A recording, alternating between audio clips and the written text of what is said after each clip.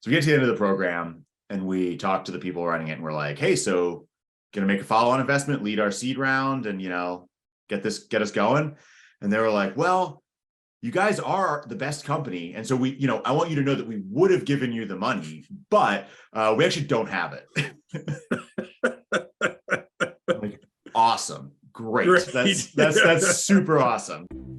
Welcome to the Founders Journey podcast. I'm Greg Moran. I'm Peter Dean. We're founders who struggle the same way every other founder does. Our goal is to let founders tell their own stories, the successes and the setbacks, the good stuff and the not so good stuff, sharing what it means to go on this entrepreneurial journey. This is part inspiration, part knowledge and learnings from everyday founders to make your journey a bit easier. Hi, and welcome back to the Founders Journey podcast. I'm Greg Moran, one of your hosts, here with Peter Dean, who's the other one of your hosts. We're back from our, what is this, Peter? I think we called this our summer of 2022 hiatus. Was that? Yeah, exactly. It was a long summer. Yeah, we're into season 2. We had a great summer. It lasted into March of the following year. It was great, but it was good times. Good, really good long summer break as we prepare for our next summer break. So exactly. So welcome back. This is the podcast for founders by founders, and have another great founder on today that will be sharing his insight, sharing his experience with us. Peter, you want to? Yeah. So it's one of my good friends, Max.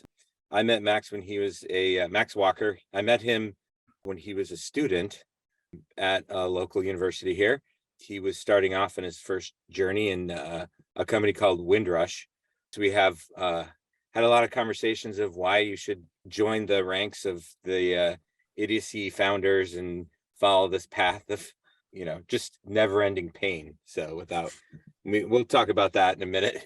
He can share some of his painful stories. But Windrush was purchased by Kinetic. He ran all CTO or IT there, I believe. And then he since started PITON Labs, and we'll have Max explain what that is. So welcome, Max. I've been lucky enough to be on the sideline of the whole journey and heard kind of the stories and chatted with him. So I'm really excited to have him on today. Thanks, guys. Yeah, welcome, Max.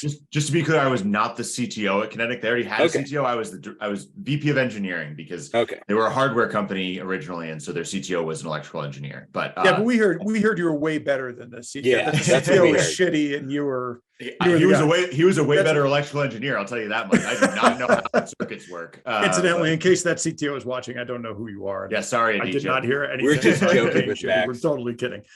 So Max, tell us, what are you doing now? And let's kind of walk back through your history, because I know there's been some great stories and great learnings along the way. So tell us what you're doing now. Yeah, absolutely. So now I run a consultancy called PITON Labs. We work with early stage startups, which we define as like seed to Series B, roughly, in the tech industry, and basically help them build or fix their software products, but also help them build out their team, their process, all that stuff that prevents you from going down in flames as a software company. And we are kind of unique in that our model is we get in, we build or fix what needs to get built, we hire who needs to get hired, and then we get out in such a way that hopefully you never have to hire anyone as expensive as us to help you ever again. Sort of the opposite of the more typical services model, where it's get somebody on the hook and see how long you can keep them on the hook, which is a lot of fun. Maybe not the strongest business model anyone has ever come up with, killing your own recurring revenue, but it really focuses on what I love to do and what I think I do pretty well, which is working in the early stages of technology organizations and getting stuff built, shipped, figured out. Ugly, scary ambiguity that exists at the beginning of the life cycle of a startup. What do you think? I mean, if you think about the companies that you work with, you've got a really interesting perspective, right? Because you're dealing with startups, they're your client base, right? Before we get into your history, I'm just really curious about this. If you're talking to a founder that maybe doesn't have experience in tech, or but wants to build their first tech platform, wants to build their first, SaaS solution, what are the common areas where you see them struggle? What's your sort of advice to them? Yeah, it's funny because I think my opinion on this has changed a lot over the years, and we can talk about that a little bit later. But one of the things I think I see people do is if you come from a technical background, you tend to overbuild. You build way too much product up front relative to selling the product, talking to your customers, all the other parts that go into building a company. So that was one of my failings personally, is that I was technical enough that when I got to decide what we spent time and money on, it was building stuff. I think when you get people who come from outside of tech or who are less experienced with technology and building startups, I think one of the biggest mistakes is bad hiring on the engineering side early, as well as focusing on capital raising and growth as a goal rather than a means to an end. Those are two very different problems, but the one that we deal most directly with is that hiring one. We see a lot of people who come in and they say, well, I got this resume from this person. They were at Google. That means they're really smart. They're going to be our lead engineer. Being an engineer at Google does mean you're really smart. It does not mean you're going to be a good startup engineer. I'm not saying it means you're not going to be a good startup engineer, but you are coming from a background where you have a massive amount of support, resources, and infrastructure, and you're going to be thrown into a place where it's like, build this as fast as we can. We don't know what it is. It's okay if it breaks. We just need to get it out the door. And that is the exact opposite of the way that people at these larger, more established tech companies work. So there's a lot of mistakes that get made for very, reasonable reasons, right? It seems like a good idea to hire someone who's an ex, whatever, principal engineer at Google, but it doesn't really work out that well in real life. And then that capital fundraising growth thing is a lot of people, when they get into the business of building a venture-backed startup, lose the focus on solving a customer problem, building a product and shipping it, and start to focus on, especially at the early stages, growth and raising capital. And obviously those things are important, but if you don't build a useful product, like no amount of VC backing, no amount of growth is going to actually help you, because that growth will be temporary. People will stop using your product if it doesn't solve a real problem they have. I was just going to pile on the hiring the shiny objects. We see all those, like, even on my side, which is the go-to-market side. Oh, someone was at, Salesforce and marketing, but the world is so different for them than it is for us. We have to be so much scrappier. It's the same thing. Like, they think, oh, they know they can help me. They're like all knowing, or they have some special power. But actually the special power is the people that work for the companies that no one's heard of, because those are the harder.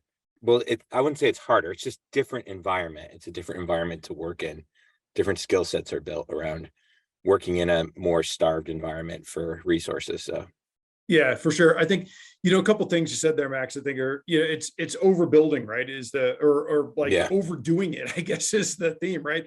Whether you're overbuilding on the product side, I come at this from the venture, world, and, founder previously and now on the venture side. And you see it all the time, right? Like the product, there's so much functionality going in, right? There's such a delay in just trying to get something to the market to start to test receptivity. And on the overhiring side, we see it in every facet of an organization, right? Everybody wants the Google engineer. Everybody wants the Meta engineer. And the level of support that type of person requires, and again, nothing against them, sure, great engineers or whatever, but the level of support that person is accustomed to, the level of support that person is going to require is well beyond what most startups that are not based in Silicon Valley, for the most part, what most startups are really going to be able to do, right? And the reality is the return expectations that those individuals are going to have are really not what most startups. You can build a great startup with a 5-6x kind of return, right? But you're probably not going to be the next Meta. You're probably not going to be, the next Google, and that's perfectly fine. You can have a terrific business that can make a lot of people really wealthy without that. I think that it's not just infrastructure supporting those early engineering hires. It's also ambiguity, right? So like if you work at Meta, you have a lot of people whose job it is to get you on the right page about what your goals are for the next day, week, month, quarter, year. If you work at a startup as an early engineer, it's possible that like the CEO of the company doesn't even really know what's supposed to be happening, right? Like that's right. Startups are an exercise in chaos. You're just all casting. Especially at the early stage, you're all just casting, looking for product market fit. And so if you're used to people telling you, we need to build this feature because this enterprise customer asked for it 6 months ago, and we've told them it'll be 18 months. And so we need to ship it, like very, very different world from like, hey, we just showed this to a couple of VCs and they all told us about this other company that already exists. So we're throwing it away and starting over. But here's something new out to start working on. That's right. Because the VCs know all. So, that's really, I was hanging out with a friend of mine who's a VC this weekend at South by Southwest, and he was wearing a VC Brags hat the whole time. And I was like, I can't tell if that's like self-effacing or if it's like over, if it's like, I don't know. It was a little interesting, but You need one. Where's yours, Greg? I don't know. It's way too douchey, I think. he got sent this for some tweet that he posted. I think he posted some tweet and then somebody sent him this. The VC Brags guy sent him this hat as like a, but anyway. That's awesome. So, stepping back a little bit, how did you get into this, Max? I know you've had your sort of founder's journey has been an interesting one. Kind of take us to what you were doing before PITON. Yeah. So immediately before PITON, I was doing a lot of the same stuff that I'm doing now at PITON Labs, but just as a solo consultant, right? So I had stints of consulting on technology bits here and there throughout my career, in between things. And there was a couple year period between my last startup and PITON Labs where I was just sort of like building products for startups, advising startups, things like that.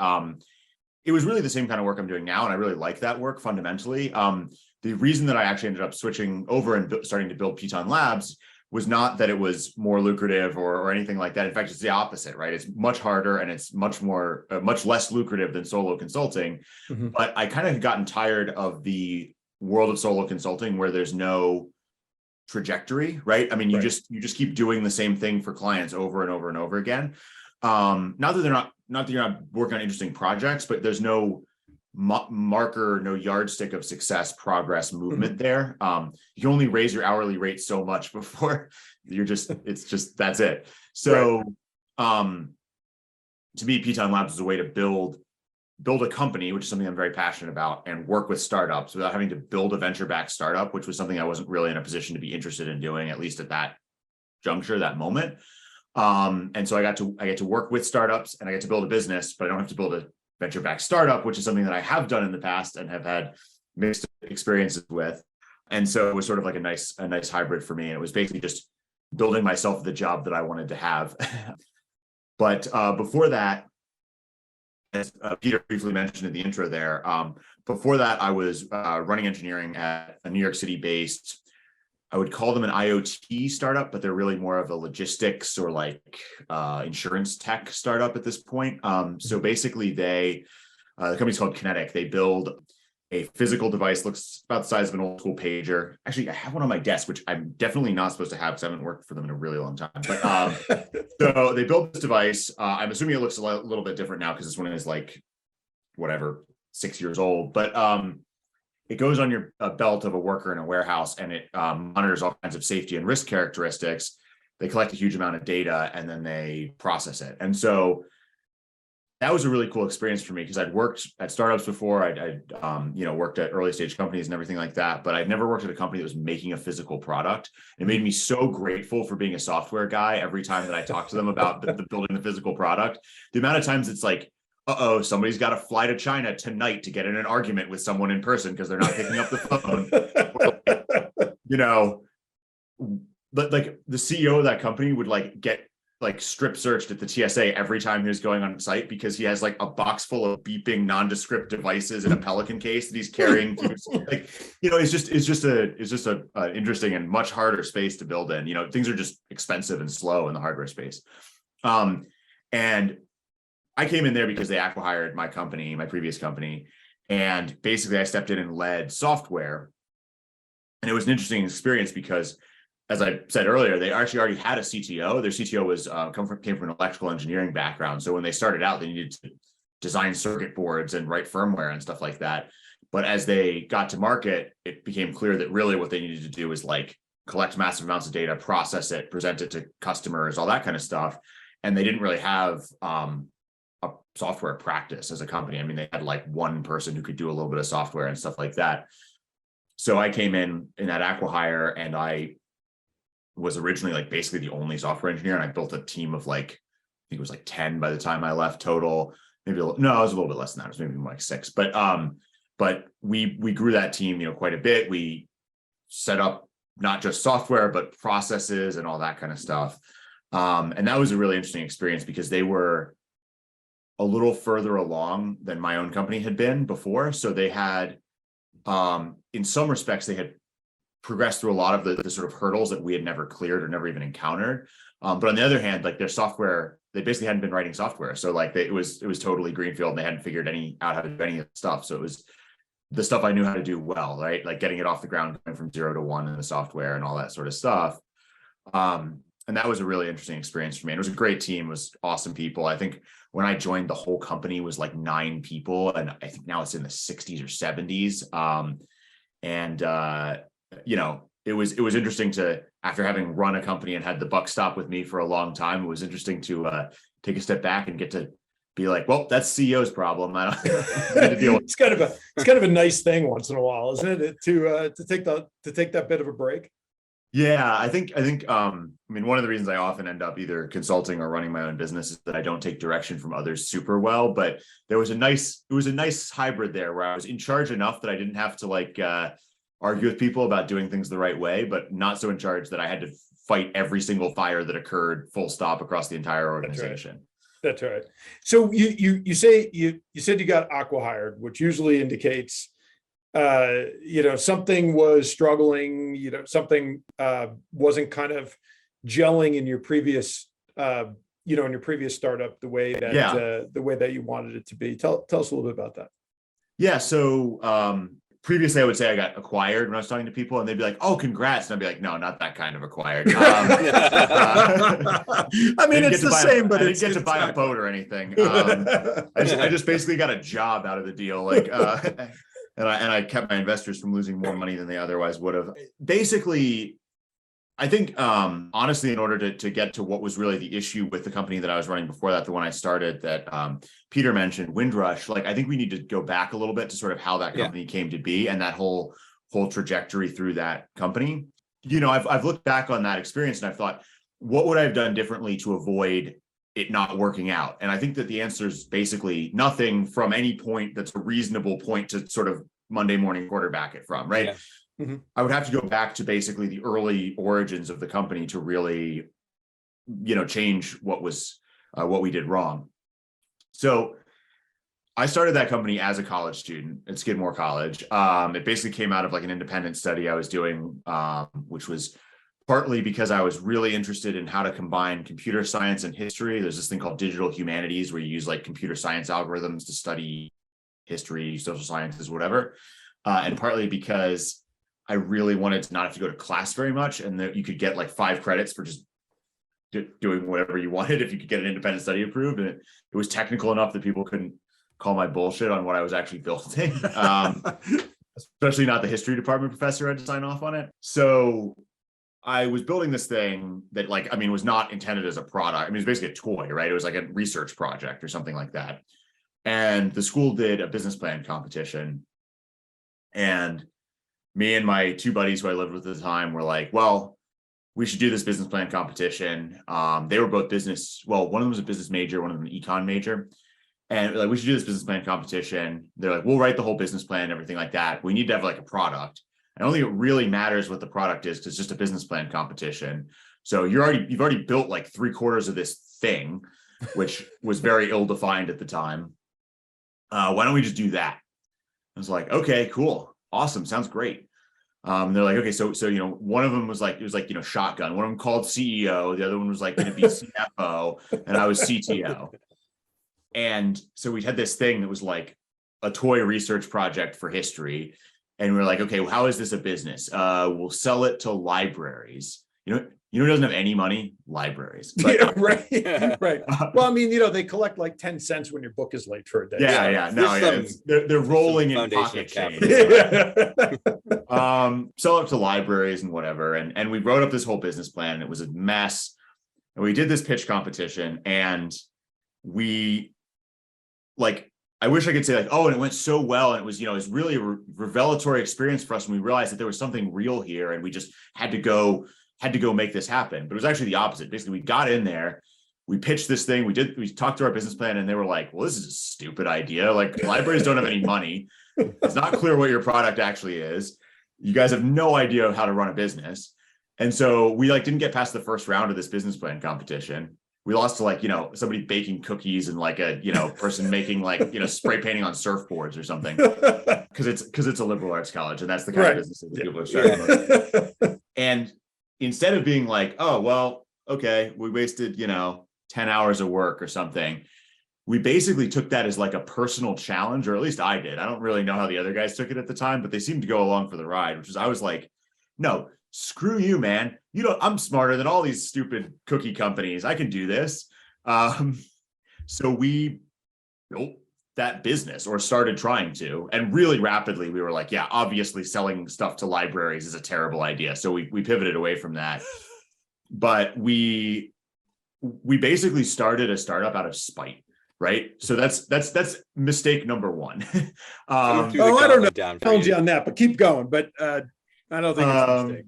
No, I don't. I think at some level, that's how everybody starts the company. That's right? fair. The FU factor. But I think that, like, see, the difference between like what I think you're describing and my experience is that this was like generalized spite. Like, I think that it was rage. It was really, I think that highly specific spite can be a very useful motivator in business. Like, I hate Salesforce and I'm going to make a better Salesforce because I hate Salesforce. That's a great reason to start a business. I'm mad, and so I'm going to show everyone that I'm smart by starting a business is a bad motivation to start a business. It doesn't give you clear goals, right? It's just like, and that was sort of part of it too, right? It's like we set out to start a startup. We didn't set out to start a specific startup. We didn't set out to solve a specific problem. We just set out to start a startup. And so, we graduated school because we were seniors. We started doing this. We graduated school. Most of us went and got jobs. One of them was unemployable, but the other two of us went and got jobs. And we were working on this like nights and weekends and whatever. And we figured out, okay, you can't sell stuff to libraries, obviously. And the stuff I was doing was sort of irrelevant and didn't really matter. So we pivoted everything to like, okay, we have this idea for like a tool that basically lets you build interactive visual reports based on data. And so we'll build this, we'll sell it to, and we were like trying to think of who a market for this was. We'll sell it to NGOs, big nonprofits, things like that. And to this day, I hold that is a substantially better market than people think when they hear that term, because actually nonprofit doesn't have any money. It means they're legally obligated to spend all their money every year. That's right. So and if you can fundamentally help them, that's So we had this, we had this thing, we started building it. We got about a year in and we raised some friends and family money for it. We quit our jobs and we all moved back to Saratoga. I was still living here, but everyone else had scattered, and we all came back here. We hired one software engineer, a guy we knew from college, and sort of started building this thing. We pretty quickly realized that we didn't understand how to go from like, we're going to build a thing to like, we're going to like raise money and do all this other stuff. I mean, we were able to raise friends and family money, but that's people who believe in you irrationally, basically. Like fundamentally, that's what that is, right? Well, they sort of have to believe in you. Like they don't really have a choice. I mean, exactly. Then they just become a crappy parent if they're like, yeah, son, I just no. Yeah, well, my parents were like, we don't have any money, but like other people's parents and my father-in-law and a few other people like kicked in some money and we, and so we were like running this thing and we were like, okay, well, what we need to do is we need to raise capital. And because we need to be able to like actually build it out, we need to be able to grow it, we need to be able to do sales, whatever. We looked at, okay, how do we go from having no network, right? It was not like we went to Stanford and we can call up the Stanford Angel Network and say whatever. How do we go from having no network, being based in a place that at the time, because this is way pre-COVID, like there is no capital available in Saratoga Springs, New York. I mean, like there is one angel group that exists in Eastern New York who we had extensive dealings with, and then there's a venture fund in Ithaca at the time. That was it. Start Fast hadn't even started yet. Primary Ventures had already become Primary Ventures and moved to New York City. There was no capital available locally. Yeah, Greg knows. I think he did that too. Yeah. That's how I ended up in Texas. Yeah, exactly. Like no, but there's no capital available, and I think what founders now don't get, because I've talked to some younger founders that have like started companies recently, is that like back in the day, it wasn't like, oh yeah, I'll just fly out to San Francisco, raise money, and then bring it back. It was like, they would be like, okay, well, maybe we'll give you the money, but you're moving to the Valley, or you're moving to New York, or you're moving to Boston. And so we were like, okay, well, we can't convince people to even get meetings with us for the most part. Like we don't have the network, we don't have the connections. We'll do an accelerator, because accelerators they'll get us connections. And we ended up doing this somewhat crummy third tier accelerator. We applied to a whole bunch of them. It was exactly like applying to college, which is, it was very, very upsetting to me for that reason. But we applied to all these accelerators. We got into a bunch, but they're mostly the bad ones. We got into this kind of crappy third tier accelerator started by this guy who did have a solid entrepreneurial track record in tech, but it ends in 1993. And then the other managing partner is someone who had never done anything in tech, for as far as I know. And that was in Cleveland, Ohio, because it's like, oh, you can't raise money in upstate New York, so you should go to the tech capital of the world, Cleveland, Ohio. And we went out there, and it was rough. I mean, like, first of all, I almost got us kicked out the first day because I got in a fight with the managing director about something where I still hold that I was right, but like, I was smart enough to eventually give up when it was clear that he was going to just kick us out of the program. On top of that, they were supposed to have this follow-on capital available for companies. So we got, like $50K or whatever it was from them as part of the program. They're supposed to have this fund to follow-on capital available. So we were like, the reason we picked this specific one is we're like, even if they don't have the connections to VC money, we can, if they give us $250K in follow-on investment, that's the lead on a seed round at the time. Right. These numbers keep changing Yeah. For a while it was massive. For a while people were doing $10 million seed rounds. Now they're back down to $1 million seed rounds. That's right. But we were like, okay, well, that's the turn of the flywheel. We need to get this moving. So we just need to be because they only invested one or two company each class. We're like, we just need to be the best company in the class. We don't need to outswim the shark. We just need to be better than all the other Cleveland, Ohio accelerator companies. and we were, I mean, not to speak ill of our fellow compatriots in that program, but like half of them had no business idea when they showed up. Many of them had no technical founder. Like there was like one or two that like kind of had some stuff figured out, but really not a venture backable business. There was like one company that had some potential basically other than us. So we get to the end of the program and we talk to the people running it and we're like, hey, so going to make a follow-on investment, lead our seed round and, get us going. And they were like, well, you guys are the best company. And so I want you to know that we would have given you the money, but we actually don't have it. Like, awesome. Great. That's super awesome. And, and it was Cleveland, Ohio. They didn't have connections to any actual investors. So that program, we got introduced to like one guy who was like a real VC. And, he was a real VC who was largely running family office money. And it was like mostly tapped out. And, it was, and he wasn't leading anything anyway, because he was writing 25K checks and stuff. So we were like, oh crap. And at that point, we were basically out of money too, because we just like spent all this time going to Ohio and trying to build this thing. And so we raised a little bit more friends and family money and some angel money. And we're like, okay, well, now what do we do? And apparently we don't learn from our mistakes, because we were like, okay, well, the core premise of we need to do an accelerator was good. Let's just do an accelerator that doesn't suck. And then we'll be fine. And so we ended up getting connected to folks at Techstars and doing the Techstars FinTech Accelerator this following summer. So summer 2016. Yep. At this point, the whole theme here through this whole rant that I've just had is that like, you've noticed I haven't talked a lot about like our customers or what problem we were solving. It's because we really weren't doing that stuff right. Like we didn't focus on the business. We focused on trying to raise money, on trying to grow, on things like that. Yeah. And so by the time we got to Techstars, it's like, okay, well, we have a product, we don't have a market, and we have not enough capital to like keep growing or anything like that. And, I honestly think that by the time we walked in the door at Techstars, we were in really bad shape. It was unlikely that the company was going to survive by the day that we got to Techstars. And it really just goes back to that thing that I was talking about earlier about being overly focused on starting a startup, but not on the part where you're actually building a business.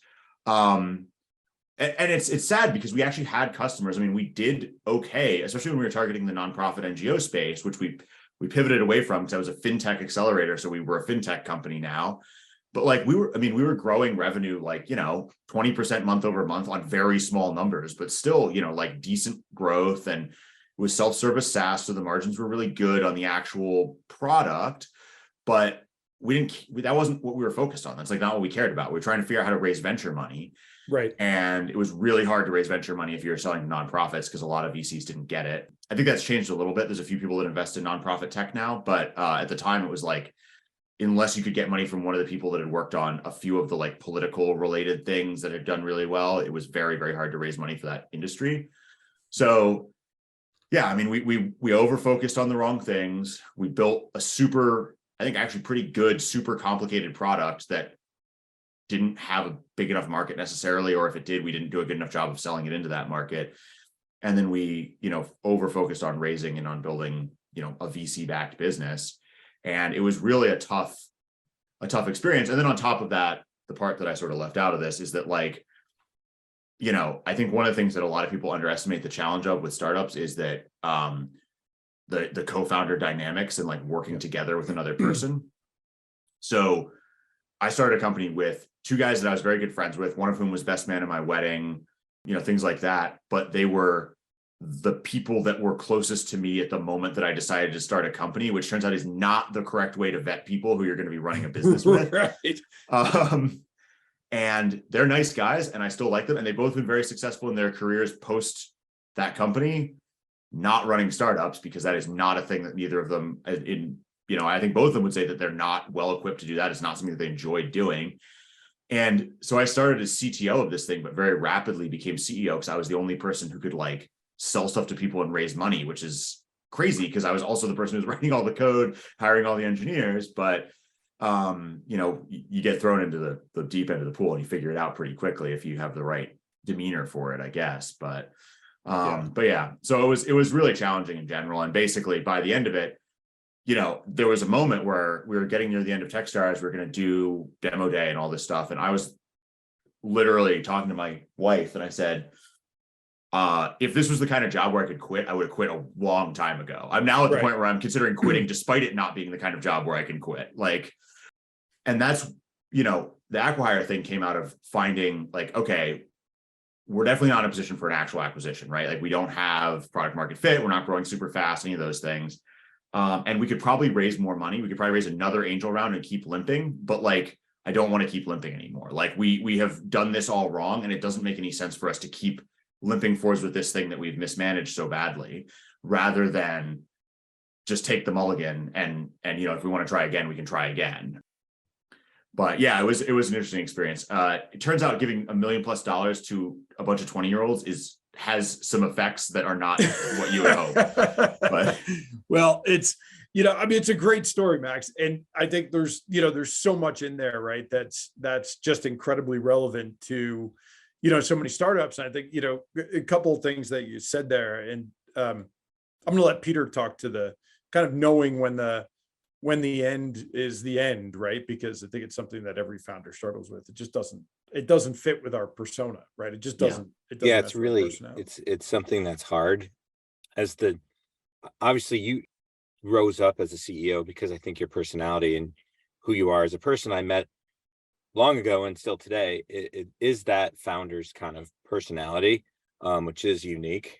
It's sometimes we like cause a lot of pain, unnecessary pain and damage, especially in a scenario when you won't.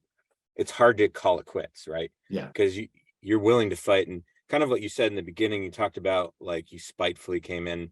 Like you need a lot of that chip on your shoulder to kind of run and deal with what happens. And I remember conversations with you about like you were vacillating, like I can make so much more money. Why am I doing this to myself?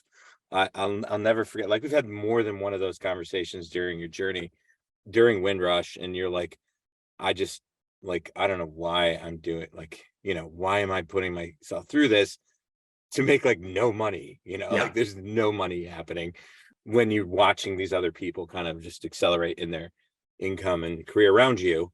What I would argue is that the acceleration that you had was like massive in your career and your development as your ability today versus someone that just was getting paid, Yeah.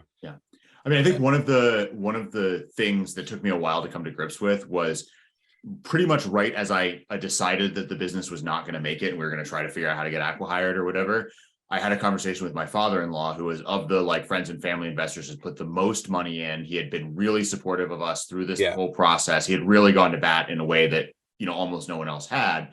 And I basically like was very upset, and I apologized to him, like, look, we failed, we tried our best, but blah, blah, blah.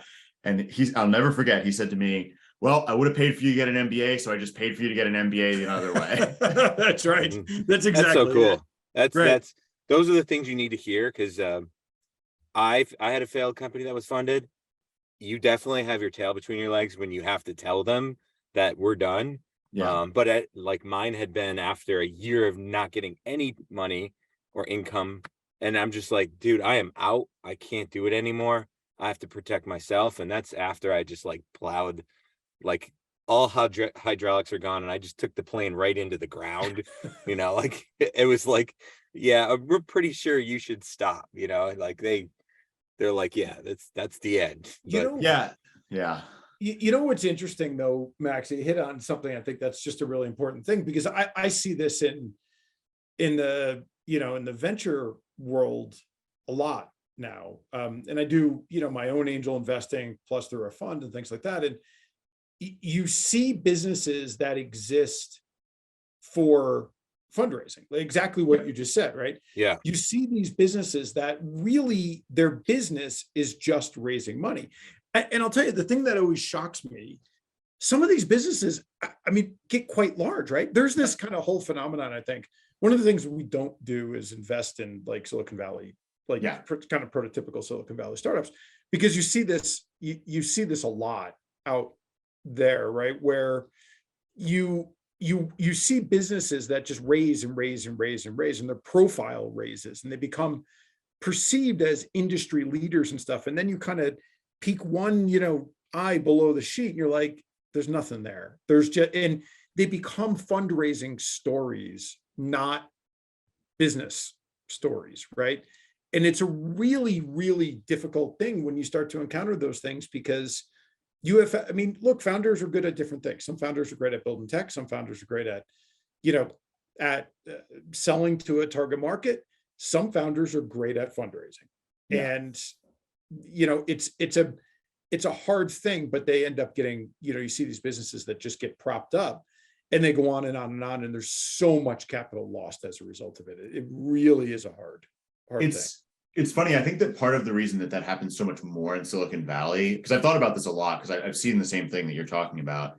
I think part of the reason it happens so much more in Silicon Valley is not necessarily a difference in the character of the startups or the founders coming out of Silicon Valley, as much as it is the ability for the VC network in Silicon Valley to create success where there is no success. That's right. You can, like, if Andreessen Horowitz invests in your company, it is successful regardless of what happens before or after that point, which means that it's a self-fulfilling prophecy. So there's these early stage investors, a few, top tier early stage investors who, if some sort of less well-known VC invests in a company that has a really good pitch but doesn't really have a lot of there, it falls apart pretty quickly. Whereas if you have a really, really good name prop up their first round or whatever, then it just becomes, well, they must know something we don't know, because they're, they're winners, right? And they only pick winners.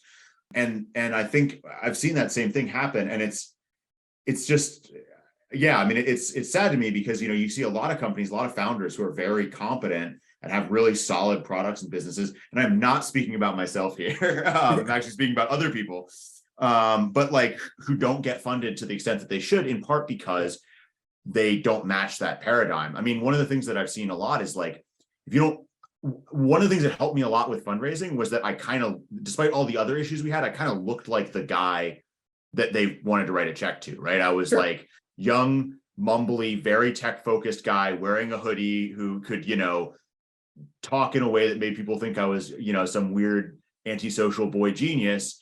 And that story is more useful than the actual business or anything else that's going on there. Right. It's like central Don't sell yourself casting short, founder, Max. right? I think they were attracted to like the intelligence level. And well, there's other stuff going on there too, right? But I've had friends. I mean, it especially affects, women and minorities raising money, but also just people who don't fit the like exact right paradigm. There's like certain somebody, I can't remember who it was, but some VC said something about the reason they gave somebody who ended up being total fraud. I can't remember who it was, but the reason they gave him so much money is because they looked like a good founder. And that's like such a obviously problematic way of thinking about it. But like, I understand why they do it. VCs see a million companies and they're just trying to they just got to get through stuff quickly. So they're picking whatever signal they think they've found and latching onto it. I was talking to a VC this weekend and he was saying that like, he looks for two things. He looks for, does it seem like because he's invest pre-seed, so very early. He's like, does it seem like this person has figured out something that other people have not figured out? Like, is he or she a little bit early to some idea or some angle on some idea? And then does their deck look really good? Because, and it's funny because I've heard VCs say the opposite, right? Their deck you want the ugliest looking deck, because that means they didn't spend any time on it and they just care about their business.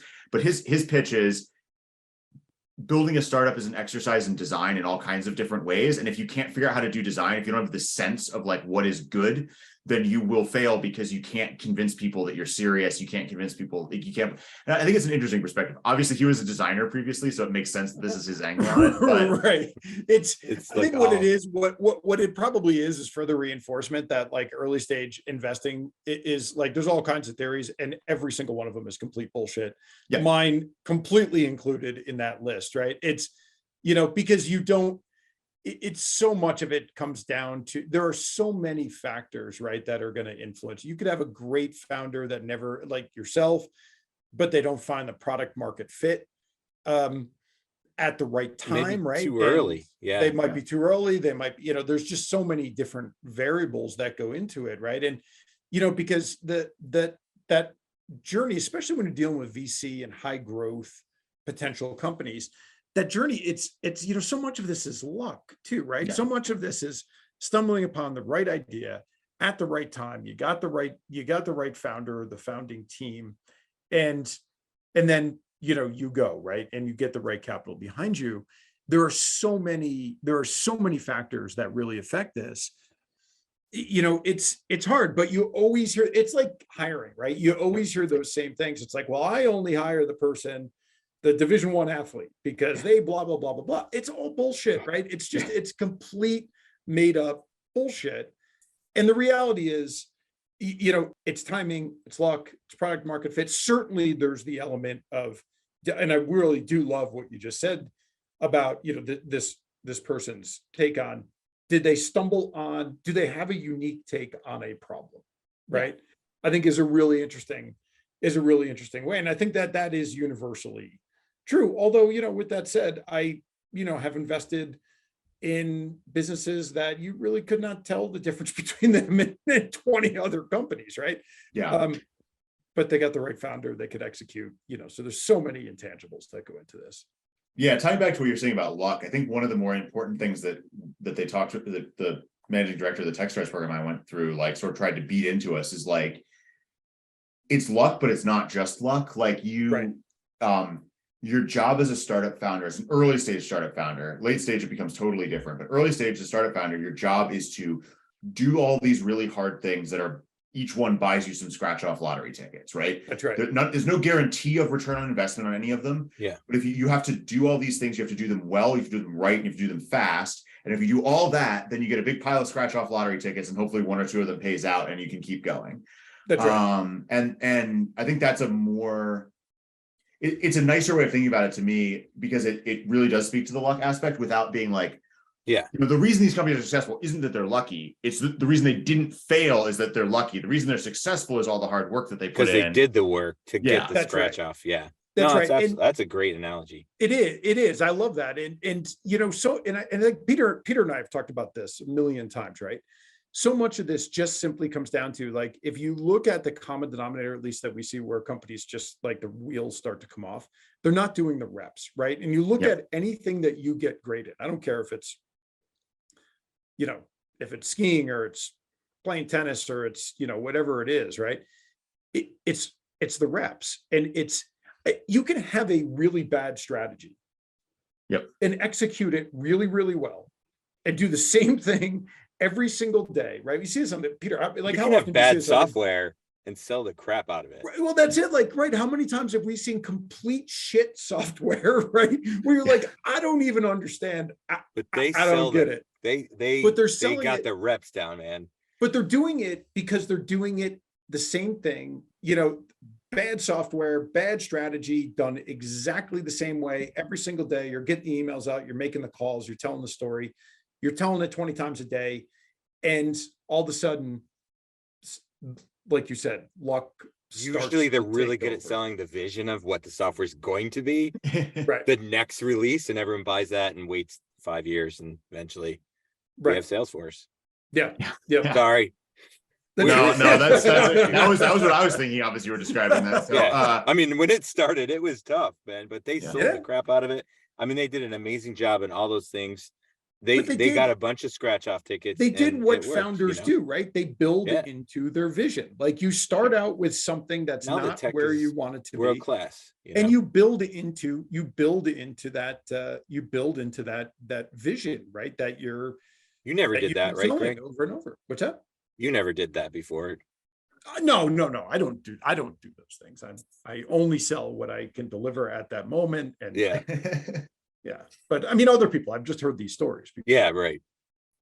One of the other things that I think that, if we're talking about like lessons or takeaways or things like that from this experience, one of the things that I think was a huge one for me that I've only started to really come to grips with more recently is that there's a certain type of like mental fortitude that you need to get through the early stages of a startup. And it's not just being tough or being willing to suffer or whatever. It's really a very specific thing where you just sort of deal with all these bad things happening, and you deal with this existential dread that surrounds you as you're trying to build a startup. And I think that because the VC industry tends to bias towards super young people, they get either people that act like that, but it's because, it's like the person who's putting themselves in danger because they don't know that they're putting themselves in danger, not because they're bold, or people that just don't have that down yet, right? Maybe they will eventually. Like, I think that I've built a lot more resilience over the course of my career, both through that experience and subsequently. But at the time, like, it was really challenging. And, people talk about mental health and stuff like that with startup founders, but like, it was a very rough experience. And I didn't have the battle hardenedness or anything like that. I mean, since that time period, I've gotten really into like rock climbing, mountaineering, stuff like that. And I've started to notice that sometimes now as a, entrepreneur or whatever, when things are really scary, it's like, I draw on the exact same internal reserve, the whole, all right, I cannot fall, but I'm going to keep moving because that's the only way out is through. And I didn't have that to fall back on. And some of the founders that I saw that did really well are the ones that did. And usually they were ones who had something go really badly before, like a very badly failed company or been at some place that went down in flames or whatever. So, yeah. Greg and I talk about it. In fact, we talked about doing this podcast, doing a lot of long runs. And like, if you're training for a long run, or like whether it's an Ironman or a marathon, you got to go run and you got to keep doing it. And that grindy thing, you end up loving doing that, like going through the process. Right. And if you really like doing that and that challenge to try to get to where some outcome happens, that's when it becomes more healthy, later in life. And, I think to go back to that, like that startup for the sake of being a startup mentality, right? Which, you don't get that kind of mental fortitude in that world, right? You build the mental fortitude by getting beat up. And I think, you made a point, I think jokingly a couple minutes ago, but I think it's an important point, right? You give a couple 20-year-olds a few $1 million and you said, interesting things start to happen, right? Well, they start to happen because that fortitude is not established yet. You don't know, what you don't have that kind of pattern recognition. And, in building that fortitude and getting beat up and coming back the next day with that exact perspective that you just said of mountain climbing, that analogy to mountain climbing of, well, I can't fail and I can't really climb down. So I kind of just need to keep climbing up. I mean, in my own journey of running my, starting my last company and running it for 13 years, I mean, I can't even tell you how many times we were legitimately out of business, like legitimately out of business. I mean, Yeah. by any reasonable standard, we were no longer viable, right? Yeah. But I didn't have anything to get out of, right? But you start to see that pattern. It's like, okay, I've been at this point before. I've been hanging on the rock with one hand. Like, I don't know what I'm going to do, but I know I can't let go, right? And because if I do, it's gonna really suck, right? When I hit the ground. And it's a balancing act, though, Max, right? It's just such an important thing, because there is a point that a founder has to let go, right?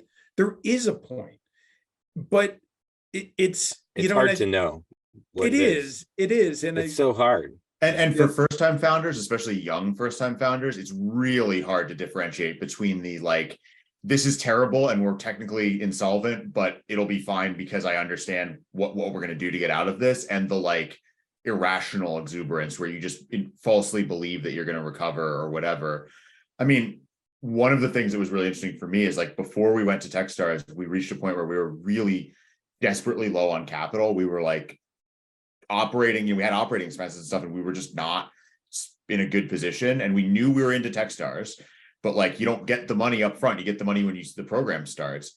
Right. And in that situation, we, I think, correctly judged, but it was a really hard choice. Like, hey, I think we have a shot here. We should try to figure out how to get the capital to get through to there, rather than being like, well, tough breaks, but it was only because we had that goal to try to reach for, that clear thing that was going to bail us out if we could just get to it. And I sort of compare these two moments, because there was this moment, like 3 months before we started Techstars, where I was like, we are basically out of money, but I know that we're going to be into Techstars. I have all these optimistic things that could happen if we get there and can make it work, versus the end of the program was like, we have capital, we just completed Techstars, all this, that, and the other, but I know the company is over, right? I know that this is the end of the company for me. But Max, it seems like, though, where you got to, it was that point where you said it's actually over for me. Yes. Right. Like, and I think that's the point, right? Because you can survive, like, you can have that fortitude when you still legitimately love what you do, right? You still, and I think for me, that was the difference for me, right? Because like all of these horrible times, all of these times where we were technically insolvent, and only, a person with 6 brain cells could tell you that, you don't really have a business here, but I, didn't have that clearly. And so you keep going.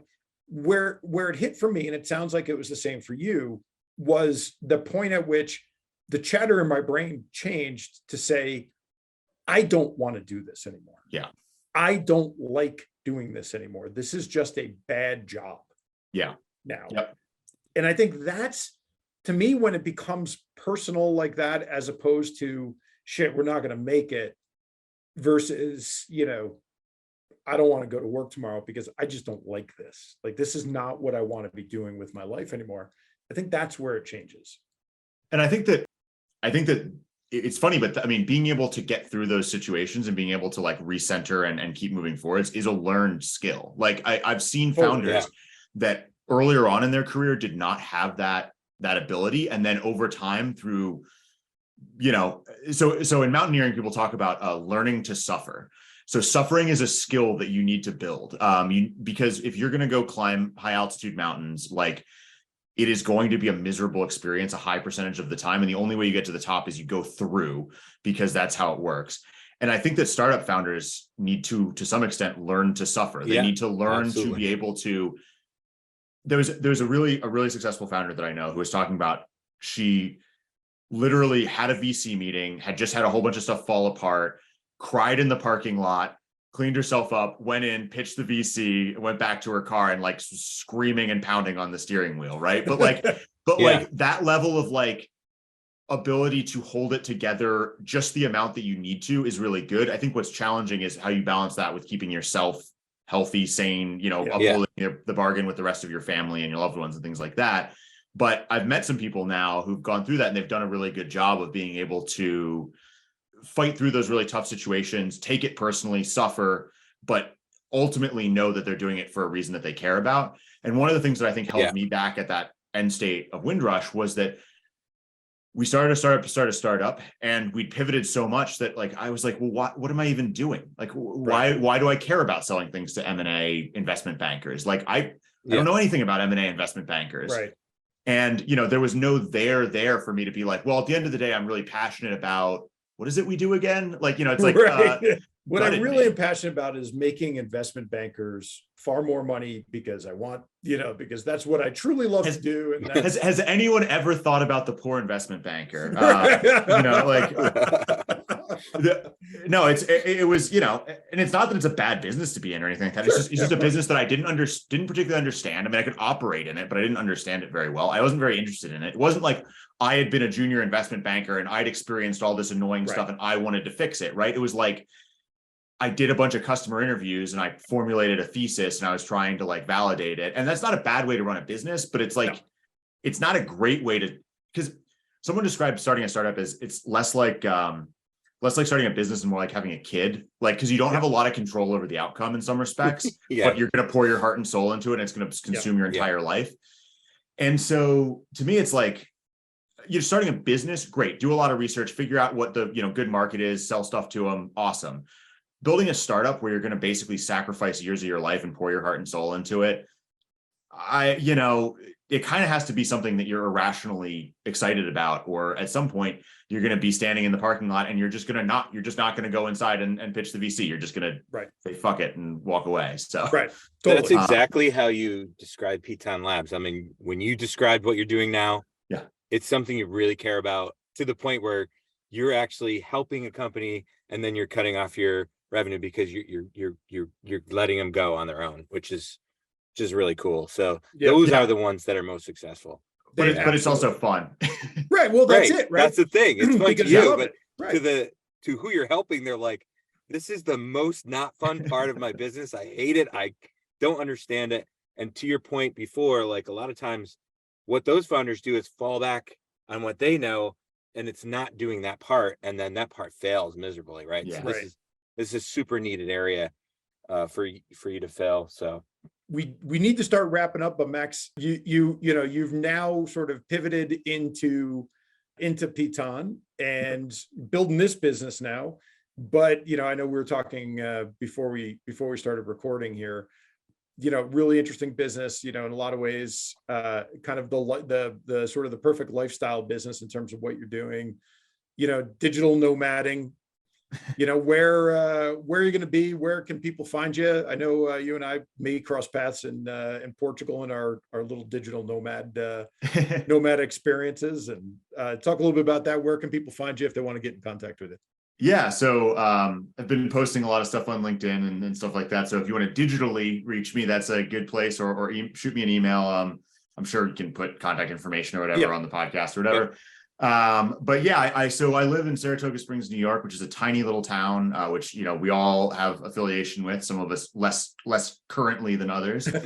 One of the reasons I built PITON Labs the way I did and built a lifestyle business after going through the VC-backed startup thing, where people sort of sneeringly say lifestyle business, is that I've always really loved to travel. I've loved to hike, rock climb, mountain bike, all this stuff. And I wanted to build the kind of business where I could just do that the way I wanted to. And so I would say I spend about 6 months of the year in Saratoga Springs, maybe a little bit less than that. And the rest of the year, wherever else. And wherever else ranges from like up in the beautiful Adirondacks in New York State, very close by, to, Patagonia in Argentina, where I was a couple of months ago. I'm going to Spain to go rock climbing next week. That's an actual vacation. Normally I'm actually working in these places, but there I'm actually just going. I could tell that was a vacation. Yeah. I'm always, when I talk to Max, I'm like, where are you? No, don't tell me where you are. I'd rather not know. Yeah. And it's I'm not nomading now. So I've been to my wife and I have been to 36 countries, and, some of the ones that everybody goes to, we've been to Spain, we've been to Italy, that kind of stuff. We've also been to like Argentina, Uruguay, Georgia, the Republic of, not the southern state, although we've also been to the southern state, just really all over the world. And it's something that really, I am really passionate about. And it also, I can do my job just as well, regardless of where I'm typing into the computer as somebody else. There are places that are a time zone slightly too far, so I have to sort of control those.